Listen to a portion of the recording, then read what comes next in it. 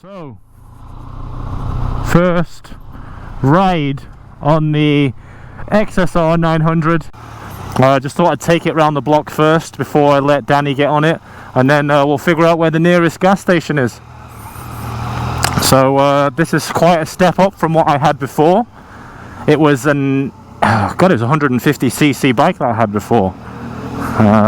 So this is one of my first vlogs that I've done, and thanks to Tito John for fixing my microphone and making sure that everything is, you know, good to go when I do my first vlog.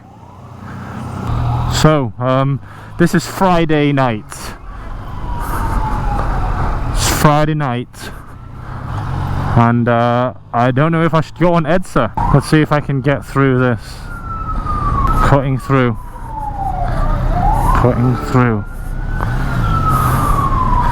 Follow that little bike over there. Friday night on EDSA, everyone knows that you should be avoiding this street like the plague. Haven't got out of first gear yet, but I'm wearing a jacket, and I don't normally wear jackets because it's so hot.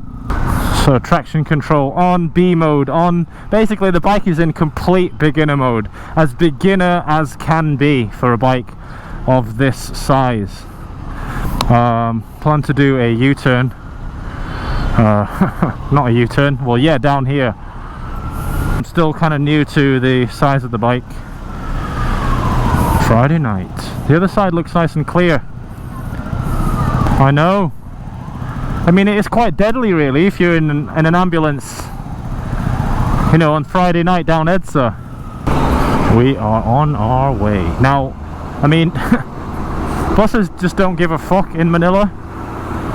They absolutely don't care. I mean, you know, you're just another ragdoll for someone in Manila. So, I mean, let's just see the behavior of this bus. I need to get over here.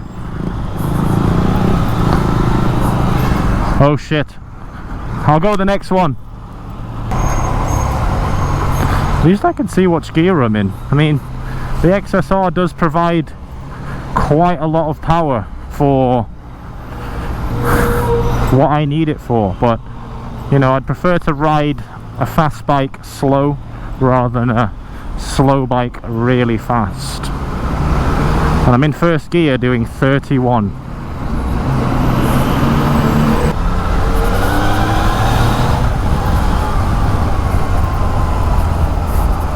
There is the next gas station.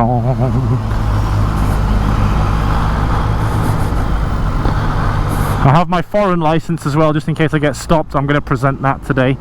Can't be bothered getting caught for no reason. Now, I appreciate having a bike today. I mean, I appreciate always having a bike. I'm super thankful. I mean, getting the LRT down here was madness, and you know, people just somehow go through that every day. I mean, that's such a sacrifice of time and comfort. I mean, you just have to do what you have to do in the Philippines. Go through this. I feel like such a beginner. I mean, I'm like,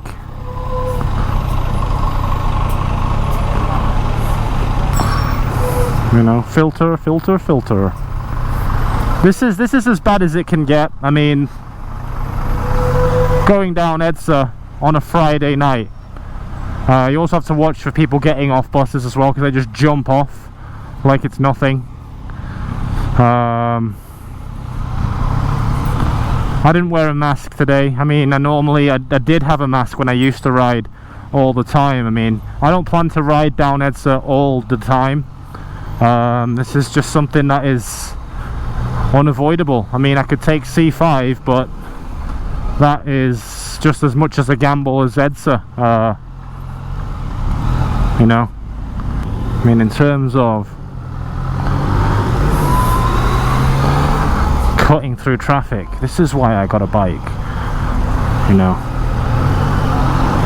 And if I can filter through this, sort of being stuck in this, and I'd love to be able to compare, you know, what it's like to be in a car and then be on a bike. like, and just see how long it takes. What's the difference?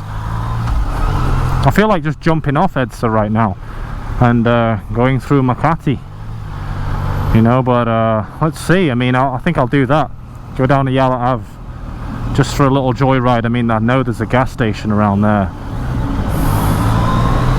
It's a little bit more expensive to buy an XSR in Manila compared to, you know, the UK.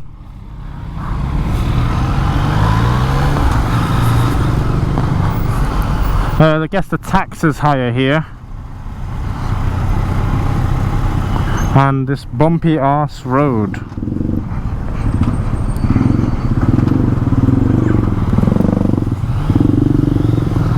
And I stalled the bike, first stall, caught on camera.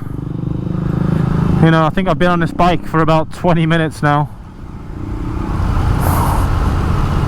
You know, fuck, it's crazy just cutting through this. I mean, look at that lump, fucking hell. Alright, Shell, fuel save.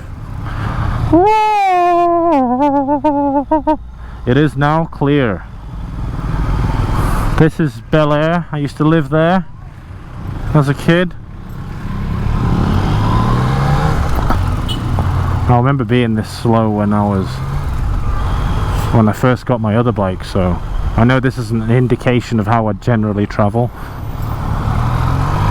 That is a big one. Yokohama Meat Junction. Kebab Peter.